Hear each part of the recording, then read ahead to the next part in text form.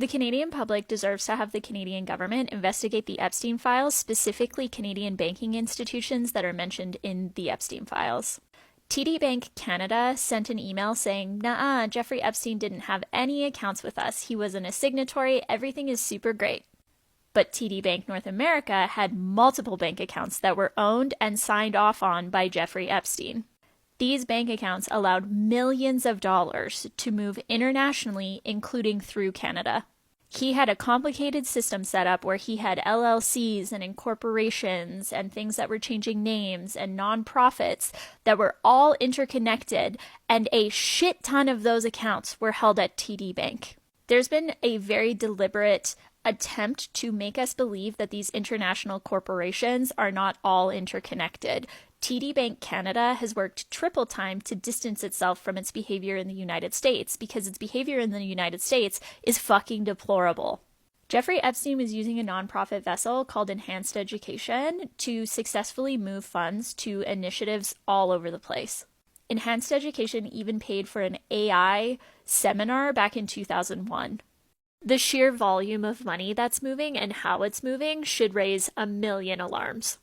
Jeffrey Epstein, via his nonprofit foundations, made donations to places like the University of British Columbia.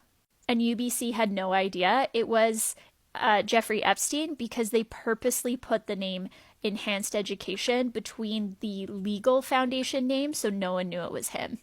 There are emails talking about how they would use Enhanced Education to stop people from realizing that Jeffrey was involved or Jeffrey was going to be there. That sequence of emails specifically alludes to Jeffrey Epstein being in Canada when the Canadian government did not realize he was here. There are documents from a non-Canadian bank saying that Jeffrey Epstein had an address in Calgary, Canada. I am not kidding. There are also sizable transactions that move through Royal Bank Canada, some of which I can show he was paying for repairs to airplanes and things like that, but some of them I cannot, and they need to be investigated for transparency's sake. These foundations also appear to be used to get visas and work permits. Lots of people emailing and being like, "So what the fuck do I do for this organization?" There are also emails stating that Enhanced Education was working with the Gates Foundation, and the Gates Foundation made massive purchases of CN Rail stock, making Bill Gates the single largest shareholder. Bill Gates owns the Canadian National Railway. The Gates Foundation has a network of charities that they work with in Canada. Enhanced Education is also connected to organizations like the International Peace Accord. There's also a shit ton of scholarships that have been awarded and given kind of code names like JEE Scholarship. Just this one arm, that is a trade name of a different arm, was doing this, all this, and more.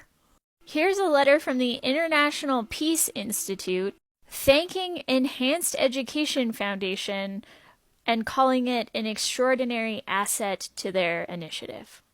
And if you dabble long enough, you'll find that they were searching if they were in the offshore leaks. Here is a letter from the dude who was running Enhanced Education trying to get a visa for somebody working for the Gates Foundation. They were paying the co-conspirators from this fund.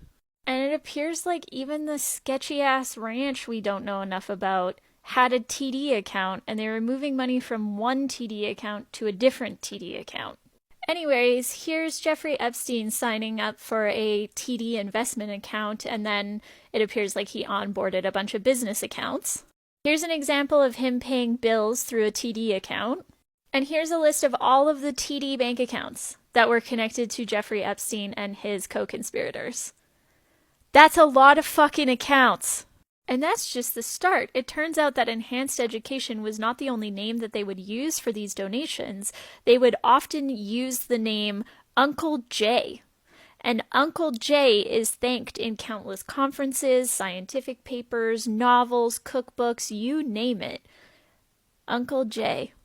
When Pam Bondi said they can't release all of the files because everything would collapse, she's not talking about the government, she's talking about global banking.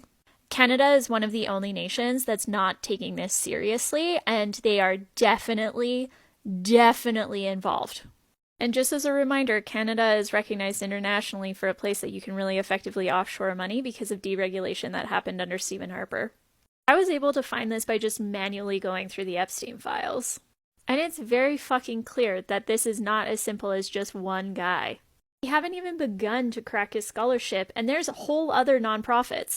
I would also really like clarification from the FBI and the DOJ why when you look up the word Canada, you get page after page after page after page after page of CSAM, and then once you actually get past all of those, you find pretty sizable documents that definitely need to be seen by the Canadian public, but they're really awful to get to.